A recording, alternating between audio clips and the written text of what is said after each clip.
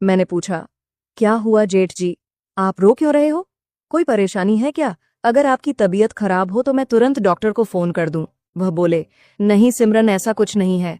बस आज मुझे तेरी जेठानी जी की बहुत याद आ रही है। मुझे आज उसकी बहुत कमी खल रही है।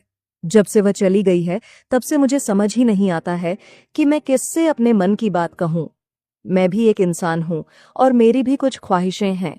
मेरा भी मन करता है कि मैं अपने दिल की सारी बातें किसी से कहूं। अब मैं बच्ची तो नहीं थी जो मैं उनके इशारे को ना समझूं। मैं समझ रही थी कि वह किस बारे में बात कर रहे हैं। फिर भी मैं उनके पास गई और मैंने उनसे कहा, जेठ जी, आप चिंता मत कीजिए, सब ठीक हो जाएगा। और अगर आपको कोई बात करना हुआ करें तो आप मुझसे कर लिया करो। मैंने इतना कहा ही था कि वह मुझे गले लगाकर रोने लगे। मुझे बहुत ही अजीब लग रहा था और मेरे मन में तरह तरह के ख्याल आ रहे थे, पर फिर भी मुझे उन पर बहुत दया आ रही थी। और जेठ जी की इतनी उम्र भी हो चुकी थी कि हम उनकी दोबारा शादी भी नहीं करवा सकते थे। अगर हम उनकी दूसरी शादी कर भी देंगे तो हम किसी को मुंह दिखाने के लायक भी नहीं रहेंगे। हमें समाज से बर्खास्त कर दिया जाएगा।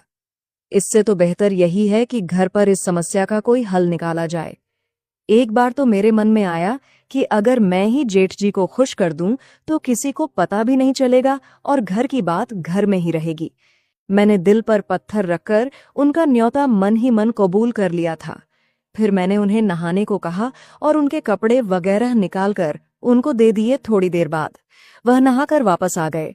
उन्होंने बनियान और नीचे टॉवल लपेटा हुआ था। वह मुझे देखकर थोड़ा सा मुस्कुराए और मैं भी उनकी इस हरकत से हल्का सा मुस्कुरा पड़ी थी। फिर अगले दिन जब मैं सुबह की चाय देने उनके कमरे में गए तो मैंने देखा कि वह शायद तौलिया को लपेटकर ही सो गए थे। मैंने हल्के से दरवाजे को धक्का दिया तो दरवाजा पहले से ही खुला हुआ था और जेठ जी बनियान पहनकर सो रहे थे। उनकी इस हरकत से मुझे गुस्सा तो बहुत आया, लेकिन मैंने उनसे कुछ कहा नहीं और चाय देकर वापस किचन में आ गई। करीब 1 घंटे बाद वह किचन में आए और मुझसे बोले, सिमरन, जरा तेल गुनगुना करके मेरे कमरे में ले आओ और मेरे सिर और पैर की मालिश कर दो। इस बार